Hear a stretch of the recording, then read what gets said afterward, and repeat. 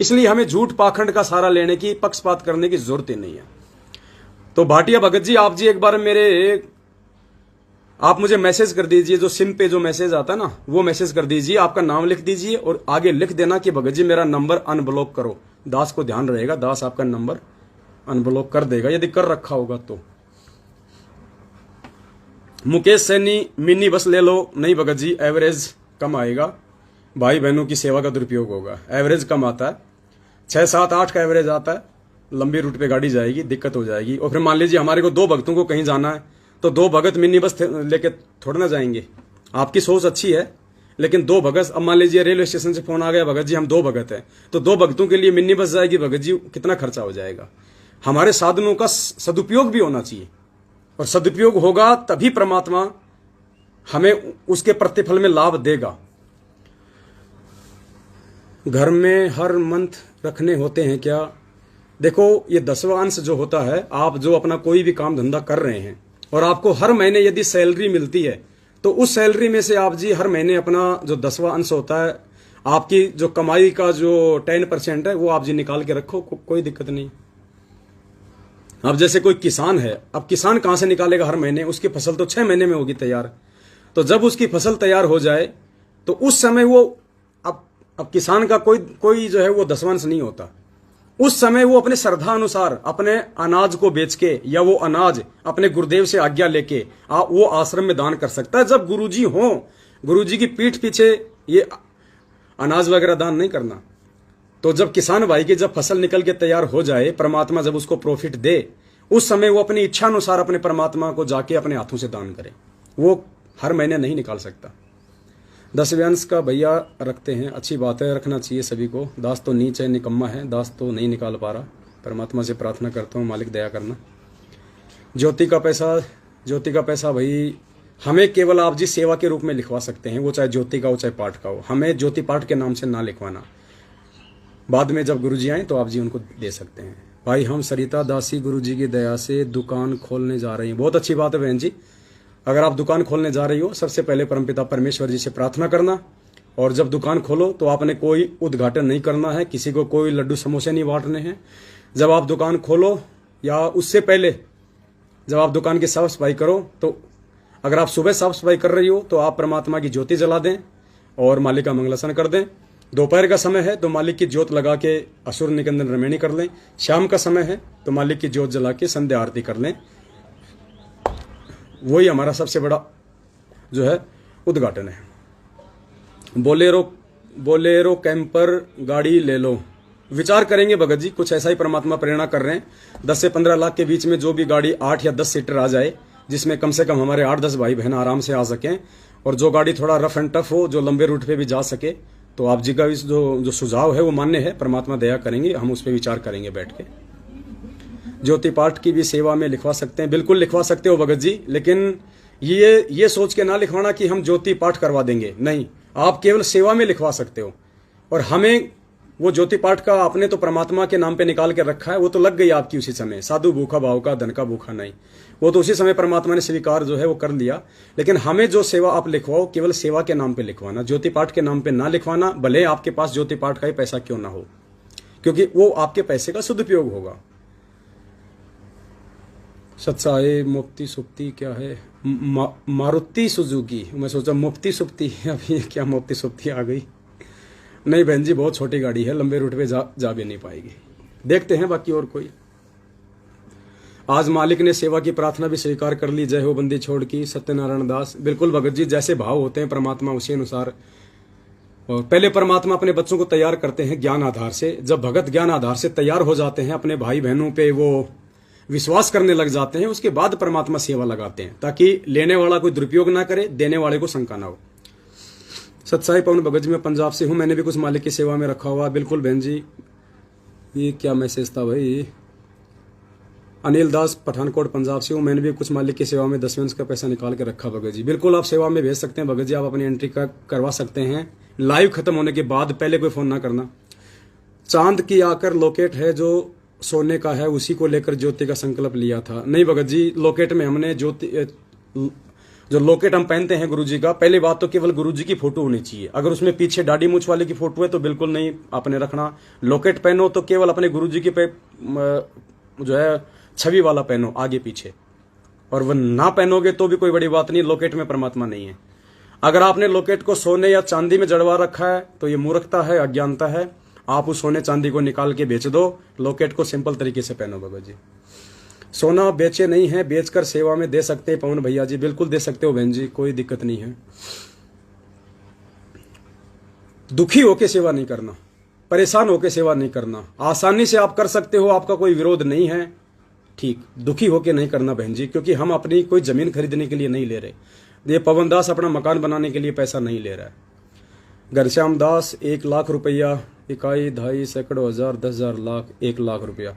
घनश्याम दास जी, जो भी आपको परमात्मा प्रेरणा करे, आप जी फोन कटने के बाद में, और जैसे दास का फोन हो सकता है 1-1 घंटा बीजी भी जा सकता है, तो आप बार बार फोन ना करें, 10 मिनट बाद कर लें, आधे घंटा बाद कर लें, क्योंकि बहुत सारे भाई बहनों के फोन आएंगे ना, इसलिए। अरे कहाँ गए तुम दीपक? एक वो लाओ, एक पेन और एक लंबा सा रजिस्टर नहीं, कहाँ से लाओगे? है तो वो दे दो, कहीं रखी होगी ना। हाँ तो वो निकाल के दो। तो परमात्मा दया करें, आप जी इस प्रकार से अपनी सेवा कर सकते हैं। तो दास को लगता है बस सब, और तो कोई संशय वाली बात तो है नहीं। कोई जो बातें थी दास ने आपको बताई दी हैं। बाकी दास बीच में एक बार और लाइव आएगा और भाई बहनों को सूचना दे देगा। बाकी इस वीडियो को जितना हो सके उतना, आज आत्मा खुश हो गई। बिल्कुल भगत जी, जब हमारी इच्छा थी सेवा करने की, जब परमेश्वर ने रजा बख्शी, अब आज से पहले हम खुद आपको मना किया करते थे। विदेशों से हमारी माता बहनों के फोन आते थे 2-2, 3-3 लाख रुपए के लिए, हम मना करते थे, नहीं बहन नहीं भेजना। उनकी आत्मा दुखी होती थी। जापान से हमारी बहन है, वो बहुत परेशान, भगत जी मैं टोक्यो में रहती हूँ, आप क्यों नहीं लेते पैसा? नहीं जरूरत है तो नहीं लेंगे, जब जरूरत होगी तो सबको बताएंगे। ये छुपम छुपी का खेल नहीं है, सबको बताएंगे कि इस चीज के लिए पैसा चाहिए, और वो चीज आपकी आंखों के सामने होगी जब आप साथ संगतियों में आओगे कि भगत जी आप लोगों ने इतनी सेवा की थी, और ये हम लोग आपकी सेवा के लिए परमात्मा की सेवा में सामान लाए हैं।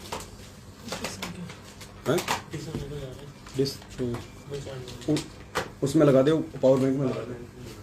सत्साहेब आ गए, दया परमात्मा, सत्साहेब तो कर लो। अरे आ जाओ यार, इतना भी क्या डरना भाई, आजा भाई बहन आए, सत्साहेब करो। ये हमारे भगत जी हैं, किशन दास जी हैं। मैं तो इनके आगे छोटा सा लग रहा हूँ, ये बहुत 6.5 फुट के हैं। परमात्मा की दया है इन पे। अभी आए हैं दास, अभी बुलंदशहर से आया था, तो ये भगत जी कह रहे थे भाई आप कब आओगे, थोड़ी बातचीत हो जाएगी परमात्मा की। तो दास ने इनको बुलाया है, मालिक की हम चर्चा भी करेंगे। तो दया परमात्मा की।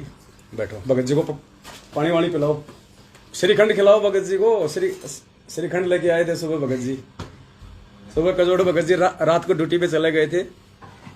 लाओ इधर लाओ।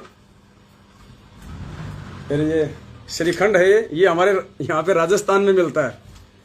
मैंने खाए तो नहीं, क्योंकि दास को थोड़ा सा गला खराब हो रहा था। सिर्फ आपको दिखा रहा हूँ, बहुत अच्छी चीज है ये। गाय और भैंस के दूध से पता नहीं कैसे कैसे बनता है, बहुत इसको खाते हैं तो बड़ा मतलब अच्छी चीज है। कहने का मतलब ये है परमात्मा के दया से। दास तो नहीं खा पाएगा, भी भगत जी को देंगे। लो जी, भगत जी को पकड़ाओ। नहीं, वो बाद के लिए लिया मैंने अभी। तो दया परमात्मा की।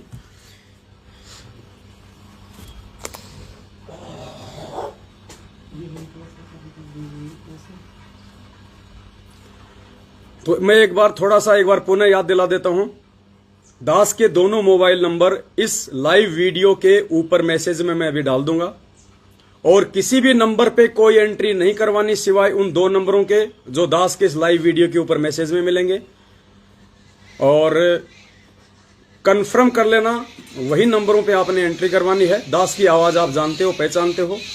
दूसरा, जो भी भगत भाई बहन ये वीडियो डाउनलोड करके अपने YouTube चैनल पे डाले तो दास के दोनों नंबर जरूर डाले।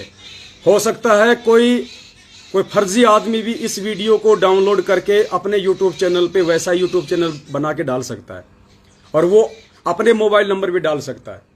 तो आपने ध्यान रखना है मोबाइल नंबरों का। जो दास अपने मुंह से बता रहा है वही मोबाइल नंबर होने चाहिए। एक बार और आराम से नोट कर लो।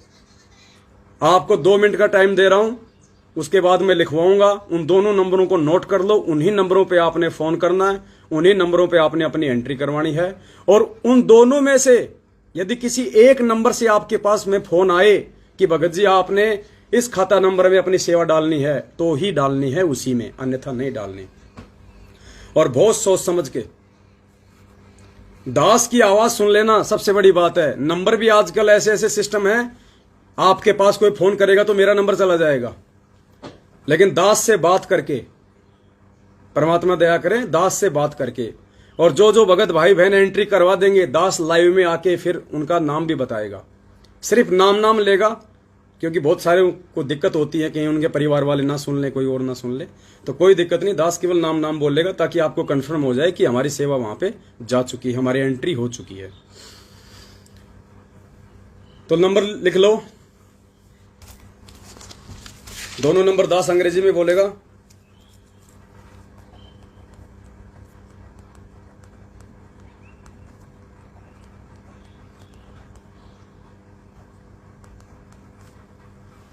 सबसे पहला नंबर है 8769 5484 94। ये पहला नंबर है, एक बार फिर से लिख लो, दास हिंदी में बोल रहा है। 8 7 6 9 5 4 8 4 9 4। दूसरा नंबर है 8273 8495 60। ब्रज मोहनदास भगत जी, मैं भी सेवा करना चाहता हूँ। सेवा के लिए मैसेज चल रहा है बड़े भाई, गंगा जी नहलाने के लिए नहीं लेके जा रहे सत साहिब। हिंदी में 8273849560। अच्छा, दास मिक्स कर गया। 8273 8495 60। ये 2 नंबर हैं, इन दोनों नंबरों का विशेष ध्यान रखना। और दास की आवाज। और ये परीक्षा है पुण्यात्माओं, कुछ भगत भाई बहनों को ये जो सेवा के लिए दास ने सतगुरुदेव जी की प्रेरणा से जो मैसेज डाला है, कुछ एक सत्सेवकों की इस वीडियो से भी छटनी होगी, उनके मन में भी काल प्रेरणा से दोष उत्पन्न हो जाएगा कि लो जी, इन्होंने भी पाखंड शुरू कर दिया, इन्होंने भी मैनेजमेंट की तरह संगत को लूटना शुरू कर दिया। तो आप बहुत सावधान रहना पुण्यात्माओं, एलिगेशन लगेंगे, विरोध करने वाले भी आएंगे।